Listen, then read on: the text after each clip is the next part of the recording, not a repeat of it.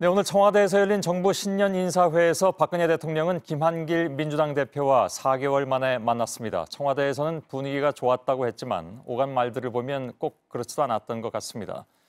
청와대 취재기자가 지금 청와대에 아직 남아 있습니다. 임소라 기자. 네, 청와대 춘추관입니다. 예, 오늘 분위기는 어땠다고 합니까? 네, 오늘 신년 인사회에 참석했던 청와대 고위 관계자에게 물었더니 분위기는 좋았다, 화기애애했다 이런 대답이 나왔습니다. 예.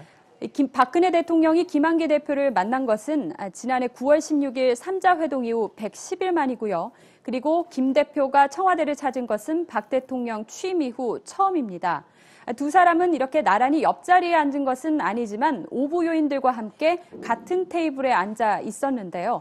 청와대 내부적으로는 이렇게 나란히 자리를 같이 하는 것만으로도 상당한 의미가 있다고 보고 있습니다. 예.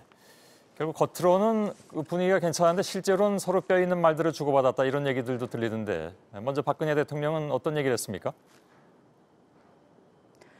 네, 박근혜 대통령은 인사말에서 정부가 아무리 빨리 달려나가려고 해도 국회 등 어느 한 곳이라도 속도를 늦추거나 멈춰버린다면 결국 그 피해는 국민들에게 돌아간다고 언급을 했습니다. 예. 그러면서 국정 운영은 2인 3각, 3인 4각 경주와 같다면서 사법부, 특히 입법부의 협조를 당부를 했습니다.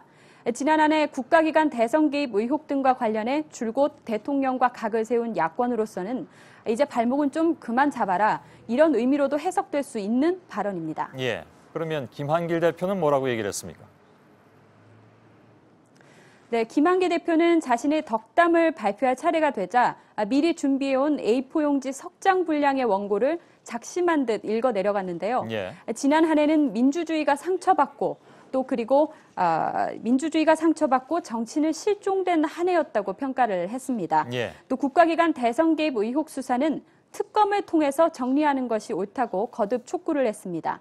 물론 박근혜 대통령은 이런 요구에 대해서 아무런 반응을 보이지는 않았습니다. 예. 자, 6일 그러니까 다음 주 월요일에 박근혜 대통령은 취임 후에 첫 기자회견을 갖게 되죠. 네, 그렇습니다. 오는 6일 오전 10시부터 박근혜 대통령은 청와대 기자실인 이곳 춘추관을 찾아서 기자회견을 여는데요. 물론 기자들과의 질의응답 순서도 포함이 돼 있습니다. 예. 그동안 야당은 물론 국민들과도 소통이 잘 안 된다는 지적을 받아왔기 때문에 이번 기회를 통해서 불통 이미지를 벗겠다. 이런 게 청와대의 구상입니다. 예. 임소라 기자였습니다. 수고했습니다.